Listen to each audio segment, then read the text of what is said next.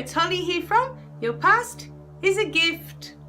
So for those of you that have missed all the early videos and you have no idea why I'm here or what I'm talking about, okay, all of these videos have been created for you. They've all been created to help you find your place in life, to find your place in the world, why you're really, really here, why we're all really, really here. What are we doing here?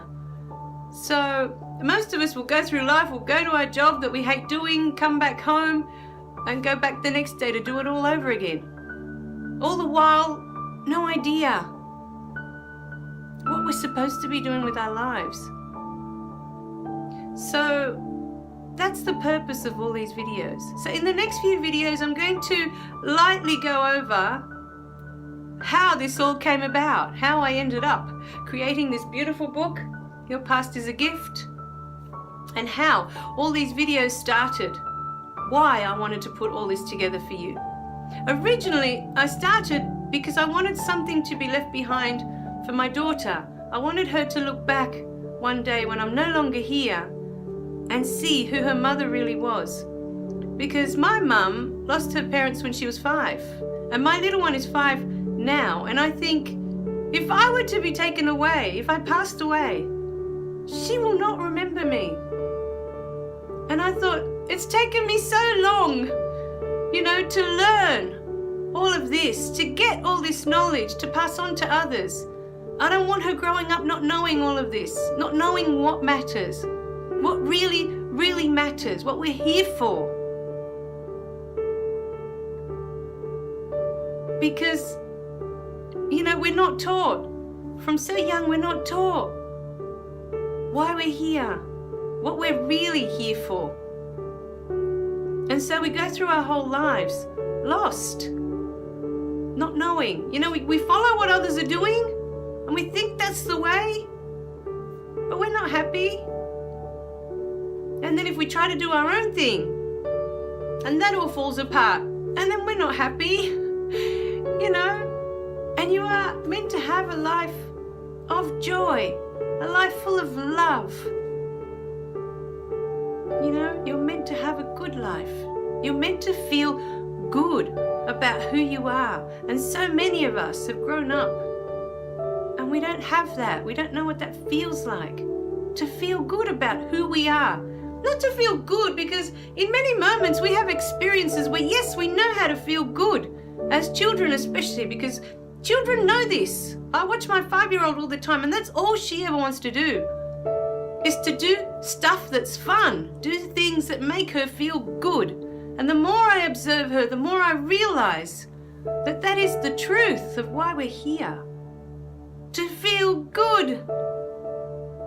But it's not just about feeling good because we're having a wonderful experience. We're doing something that's fun, like going to the beach and spending a day at the beach, and it's relaxing and you feel wonderful at the end of that. But it's also about feeling good about who we are. It's hard to go through life when you are ashamed of who you are and you don't want others to know who you are, and you're constantly hiding. The little contact that you have is just on the surface, barely touching who you are. Because if others see who you are, what will they find? What do you think they're going to find? And I would find it really interesting for you to please put in the comments below, if others were to see the real you, what do you think they would find? Because, about a year ago I did a self-esteem class. I did a workshop, sorry, it's called. And I had a few people come along, and it was surprising to everyone. We did certain questions about what others noticed. I paired them all off, so they were all in twos, and I got each of them to write down what they noticed or what they admired about the other person. And some of them were really shocked to find out, because it was things that to them, they were more thinking, oh, they're going to notice this or they're going to notice that, little defects. One was with her teeth, or one was with the hair, one was little things like that.